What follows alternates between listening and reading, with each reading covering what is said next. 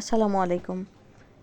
আজকে ছোট আলু দিয়ে কিছু ভুড়ি রান্না করে নিব, এটা আপনাদের মাঝে নিয়ে চলে আসলাম। প্রথমে তেজপাতা, দারুচিনি, এলাচ, কাঁচামরিচ, জিরা বাটা, রসুন বাটা, আদা বাটা স্বাদ মতো দিয়ে দিলাম। এরপরে লবণ, ধনিয়া গুঁড়া, হলুদ গুঁড়া, মরিচ গুঁড়া,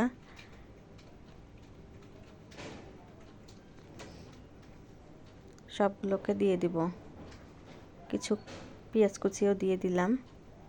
এরপরে সয়াবিন তেল দিয়ে এটাকে ভালো মতো হাতে মাখিয়ে নিব।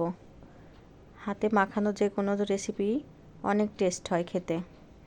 হাতে মাখিয়ে নেওয়ার পরে এটাকে আমি প্রেসার কুকারে দিয়ে দিলাম, কারণ প্রেসার কুকারে শীষ উঠিয়ে নিলে সুন্দর মতো সেদ্ধ হয়ে যায়। বেশ কিছুক্ষণ ধরে এটাকে আমি কষিয়ে নিলাম। কষিয়ে নেওয়ার পরে সামান্য একটু পানি অ্যাড করে দিলাম। যতটুকু লাগবে ততটুকু পানি দিয়ে দিলাম। দিয়ে কয়েকটা শীষ উঠিয়ে নেওয়ার পরে একটা প্যানে আমি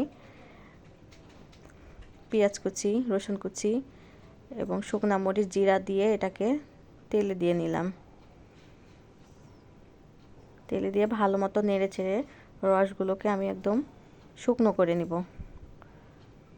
শুকনো করে নেওয়ার পরে এই যে একদম কালো হয়ে গেছে ভুড়িটা রান্না। এরকম ভুড়ি খেতে অনেক মজা লাগে। কার কার এরকম ছোটো আলুতে ভুড়ি রান্না পছন্দ কমেন্টে জানাবেন। এরপরে বাসায় যেহেতু ছোটো বাচ্চা আছে এজন্য আমি কিছু আলু কেটে নিয়েছি, পেঁয়াজ, একটু মুরগির মাংস রান্না করে নিব। ওরা ভুড়ি খেতে পছন্দ করে না, এজন্য প্রেসার কুকারে আমি ভালো মতো মাংসটিকে রান্না করে নিলাম। এরপরে বাসায় সবাই রুটি খাবে বলছিল, এই জন্য কিছু রুটি করে নিলাম। রুটিটা বানানো আমার হয়ে গেল।